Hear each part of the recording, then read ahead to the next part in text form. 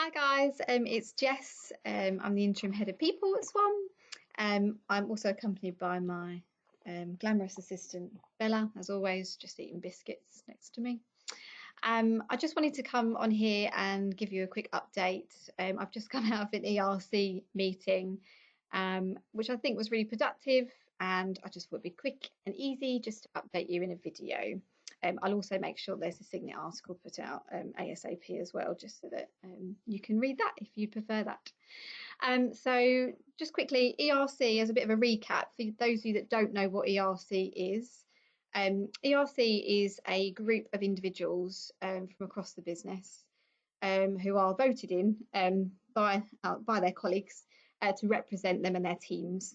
And that group is there to act as a bit of a communication mechanism, really. So they can come to me and they can tell me any concerns that staff might be experiencing or any challenges, and then I can feed that back to SMT or ET or whoever it needs to go to. And it's all about getting the employee voice and for me to really know what the temperature is like in the organisation. So it acts as a really good mechanism for communication.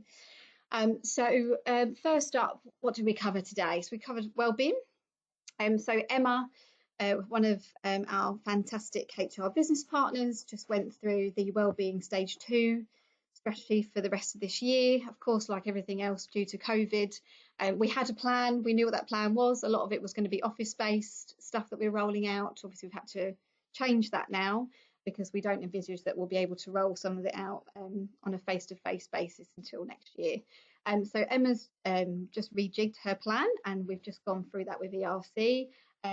Really pleased that we got some good feedback from it. There's a couple of things that Emma's going to take away and consider. Hopefully you'll see more about that in the next couple of weeks from Emma herself. She will probably do her own video or a Signet article, so just watch this space. We also talked a lot about COVID, obviously, as we always do at the moment. We talked about the additional working from home support that Malcolm launched on Signet, not last week, the week before, in which he advised you guys that you could utilise up to £250 in expenses for any office type equipment that you might need in order to work from home. So that could be an office chair, or it could be a keyboard, whatever you guys need, you can expense up to £250. So please do use that. If you don't know what I'm talking about, just check the Signet article and you'll get all the information there. If you get stuck with it, just ask your manager or just contact your HR business partner. I'll be happy to talk you through what it is and whether or not you can actually use it. We also talked a lot about return to office. What that looks like. We have people that are desperate to get back to the office, like me, because I love being around people and I'm just more productive in the office. And we also have people that have got things like childcare challenges. So the IMT team are just working through how best to make that happen and make that work. So watch this space because Malcolm's going to be doing a further update in the next week or two.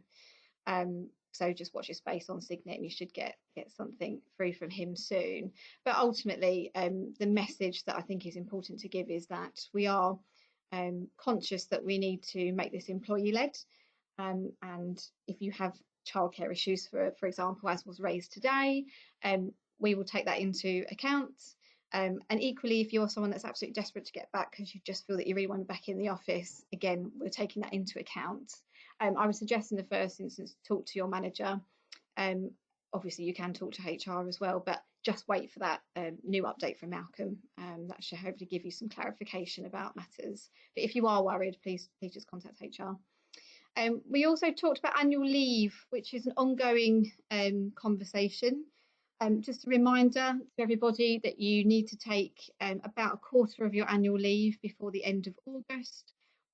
Indeed, you need to make sure it's planned in. Don't just take it. You need to make sure it's authorised. So please make sure that you do that. That is also being discussed at ET level too, which I also talked to ERC about today and how we manage that going forward. I guess the last thing just to note is Hannah Lark from Governance has advised me today that she's going to be doing a declaration of interest annual form that needs to come out to everybody. That should come out this week or next week. So please keep your eyes peeled for that and make sure when you get it that you complete it and send it back if necessary. I think that probably concludes most of the key topics we covered today. As always, my door's open. If you have any concerns that you want to raise, please just feel free to either talk to your manager, talk to me, or the HR business partners. Many thanks.